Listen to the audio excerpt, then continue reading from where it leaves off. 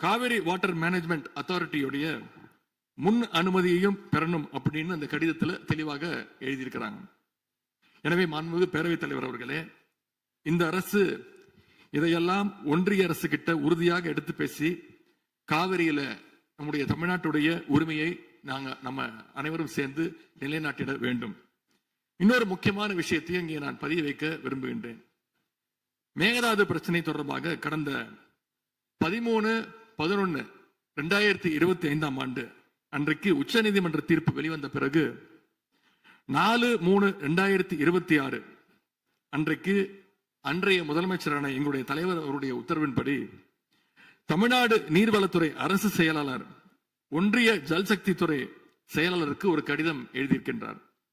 அந்த கடிதத்தில் கர்நாடகா மாநிலத்துடைய மேகதாது அணை கட்டும் பிரச்சனை ஒரு நியூ டிஸ்பியூட் அப்படிங்கிறதுனால நதி நீர் தாவா சட்டம் 1956 படி The Interstate River Water Disputes Act 1956 அடிப்படையில் நடுவர் மன்றம் அமைக்கணும்னு ஒன்றிய அரசுக்கு கோரிக்கை வச்சிருக்கிறோம்.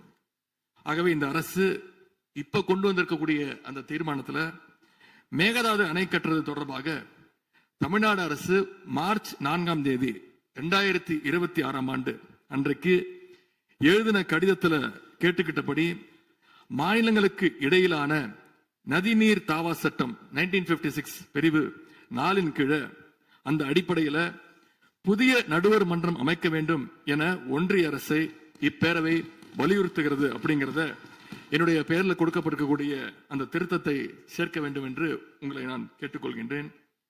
கர்நாடகா மேகதாது அணை கட்டுறதை தடுக்க சட்ட ரீதியாகவும் பிரதமர் மூலமாகவும் இந்த அரசு எடுக்கின்ற அனைத்து முயற்சிகளுக்கும் திராவிட முன்னேற்ற கழகம் நிச்சயமாக துணை நிற்கும்.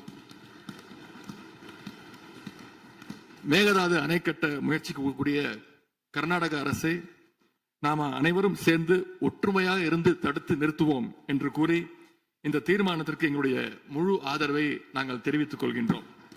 மாண்புமிகு பேரவைத் தலைவர் அவர்களே, அதே போல இந்த ஆண்டு ஜூன் 12 மேட்டூர் அணையை திறக்காதனால இன்னைக்கு டெல்டா விவசாயிகள் கஷ்டத்துல இருக்கிறாங்க. குறுவை சாகுபடி இன்றைக்கு பாதிக்கப்பட்டிருக்கு. அடுத்து நடக்க இருக்கக்கூடிய காவிரி வாட்டர் மேனேஜ்மெண்ட் அத்தாரிட்டி கூட்டத்தில் இது தொடர்பாக தமிழ்நாடு அரசு நம்முடைய தரப்பு நியாயங்கள் எல்லாம் எடுத்து வச்சு நமக்குரிய நீரை விரைவாக பெற்று தரணும்னு அந்த விவசாயிகள் சார்பாக இந்த அவையை நான் கேட்டுக்கொள்கின்றேன்.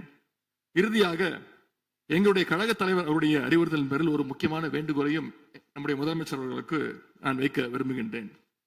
இன்றைக்கு நாம நிறைவேற்றுகின்ற இந்த தீர்மானம் மிக முக்கியமான ஒரு தீர்மானம். இந்த தீர்மானத்தை கடிதம் மூலமாக ஒன்றிய அரசுக்கு அனுப்பி வைப்பதற்கு பதிலாக தமிழ்நாட்டுடைய அனைத்து சட்டமன்ற கட்சி உறுப்பினர்களும் நாடாளுமன்ற உறுப்பினர்களும் சேர்ந்து ஒரு குழுவாக போய் ஒன்றிய அரசு கிட்ட கொடுத்து நம்முடைய ஒற்றுமையை நாம வெளிப்படுத்த வேண்டும் என்று கேட்டுக்கொள்கின்றேன். அதற்கு திராவிட முன்னேற்ற கழகம் தயாராக இருக்கின்றது. அரசியல் வேறுபாடுகளை எல்லாம் கடந்து செயல்பட இந்த அரசும் முன்வரணும்னு எங்களுடைய தலைவரின் சார்பாக கேட்டுக்கொண்டு தீர்மானத்தை முழுமனதாக ஆதரித்து அமைகின்றேன். நன்றி, வணக்கம். அவை முன்னவர் அவர்கள் மெத்தன போக்கு என்ற வார்த்தை நீக்கப்பட வேண்டும் என்று கோரினார். அவை நடவடிக்கை குறிப்பை பார்த்து பின்னர் அது பற்றி முடிவெடுக்கப்படும். பதிலுரை மாண்புமிகு முதலமைச்சர் அவர்கள்.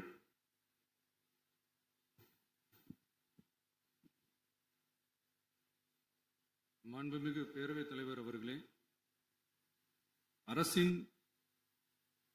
தனி தீர்மானத்திற்கு ஆதரவு கருத்து தெரிவித்து அனைத்து மாமன்ற உறுப்பினர்களுக்கும் எனது நன்றியை தெரிவித்துக் கொள்கிறேன்.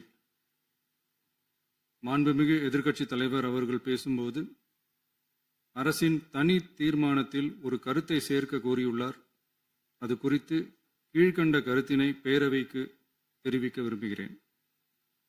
மேகதாது பிரச்சினை சம்பந்தமாக எனது தலைமையில் 26/5/2026 அன்று மேகதாது பிரச்சினைக்காக பிரத்யேகமாக தனி நடுவர் மன்றம் அமைப்பது குறித்து சட்ட வல்லுநர்களுடன் கலந்தாலோசித்து தனி நடுவர் மன்றம் அமைக்க ஏற்கனவே தேவையான சட்ட நடவடிக்கைகள் எடுக்கப்பட்டு வருகின்றன. எனவே எதிர்க்கட்சி தலைவரால் அளிக்கப்பட்ட கருத்தினை 4வது பத்திக்கு அடுத்து கூடுதலாக சேர்க்கலாம் என மாண்புமிகு பேரவைத் தலைவர் அவர்களை கேட்டுக்கொள்கிறேன்.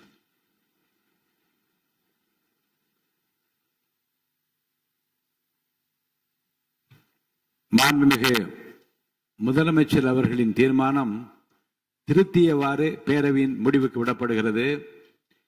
ஏற்போர் ஆம் என்க.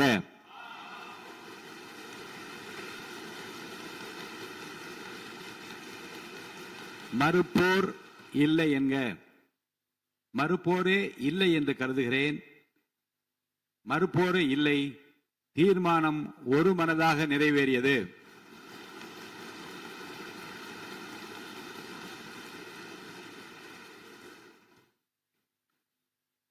ஆளுநர் பேருரைக்கு